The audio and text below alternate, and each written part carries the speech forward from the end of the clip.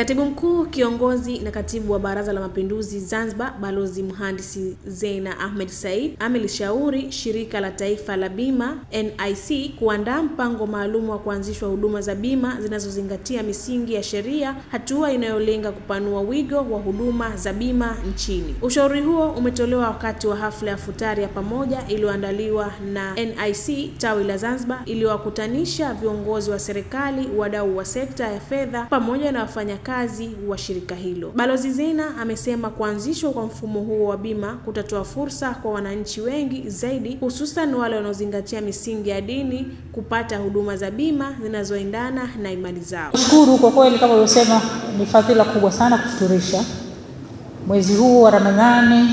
Wale walioanza kufunga mapema leo wameangalia mwezi. Nimeona nimetumiwa message wasema Saudia hawajauona. Kwa hiyo tunaendelea kesho pamoja. Mwezi mzima huu karibu kila mmoja amejitahidi kuwa karibu na Mwenyezi Mungu. Kwa hiyo ni kama vile tulikuwa kwenye ile mafunzo mahsusi ya kumkurubia Mwenyezi Mungu. Na mwezi mzima umetosha kuwa tumejidhatiti kwamba miezi 11 inayobaki basi tutumie ule ukaribu tulioujenga wakati huu, tusiupoteze. Tuendelee kuwa karibu na Mwenyezi Mungu kwa miezi mingine 11, kwa sababu lengo tunatakiwa tuwe karibu naye wakati wote, kwa sababu yeye ndiye aliyetuumba na yeye ndiyo anatupa kila kitu tulicho nacho. Tunatakiwa tuwe karibu yake, kuongea naye, kumuomba, kumlilia kwenye kila kitu. Bahati mbaya sana haya yote tunawafanya kwa binadamu wenzetu ambao na wenyewe wana mizigo yao, hawataki kuyasikia. Mwenyezi Mungu anataka twende kwake, lakini tunasahau. Sasa hii tukumbushe kwa mwezi huu siku 30 ambazo tunafanya ibada kwa wingi, basi iwe ni kama vile tumeenda kwenye kozi mahususi ya kutukumbusha ukaribu tunaotakiwa tuwe nao kwa Mwenyezi Mungu.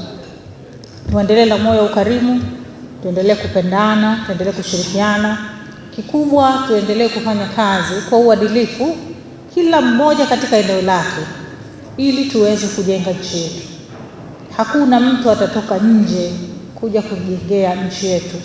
Ni sisi wenyewe tutaijenga au tutaibomoa. Uamuzi ni wa kwetu, lakini uamuzi wa busara ambao utatupa fadhila kubwa mbele ya Mwenyezi Mungu ni kujenga nchi yetu, kuondoa umaskini, ili kila mmoja Mzanzibari na Mtanzania aweze kuishi maisha yaliyokuwa yana staha nzuri, anapata kipato chake, ameelimika, lakini ana uhuru wa kuabudu na kufanya mambo yake bila kubughudhiwa. Nchi yetu iweze kufikia malengo yake ya kuwa ya kipato cha kati cha juu kufikia mwaka 2030 kama dira yetu ya maendeleo ya taifa inavyoelekea. Sisi tumekutana hapa kwa sababu tunaamini katika kushikana hapa tutakuwa na mshikamano zaidi. Shirika la Bima la Taifa NIC ni shirika linalomilikiwa na Jamhuri ya Muungano wa Tanzania. Tunaomba muendelee kulipigania na kulitetea katika ardhi ya Zanzibar, kama vile ambavyo tunavyopata pia support kule bara. Tunapopata faida kama ambavyo imekuwa ikifanywa kwa miaka kadhaa hapa nyuma, tunatoa gawio ambalo linasaidia pande zote mbili za muungano. Imesemwa katika Qur'ani takatifu sura ya 3:103, wa'tasimu bihablillahi jami'an wa la tafarraqu, shikamaneni. Tunaamini kwamba kwa iftari hii inakuwa ni sehemu ya sisi kuendelea kushikamana, lakini pia kuongeza mapenzi baina yetu. Lakini pia kwa kufanya kitendo hiki cha iftar, tumeamua tuige katika matendo ya ukarimu. Yuko hapa naibu mufti anatufundisha kwamba ukarimu ni kama mti katika miti ya peponi. Matawi yake yameteremka mpaka huko duniani. Mwenye kutenda matendo ya ukarimu ni kama ameshika mti moja wa ukarimu, na atakokotezwa na mti huo, ataingiza peponi. Ima ubakhili ni mti, na kama mti basi mti wake ule uko motoni. mwenye kuendekeza vitendo hivyo basi atakokotezwa, naye pia ataingia motoni. Falyaudhu billahi min dhalik. Mwenyezi Mungu atuepushe tusiingie katika watu wabakhili. Kwa tukasema tukutane katika jioni ya leo katika kuyafanya matendo haya mema, matendo ya ukarimu. Niwashukuru sana makatibu wakuu, maana hii ndio serikali yenyewe.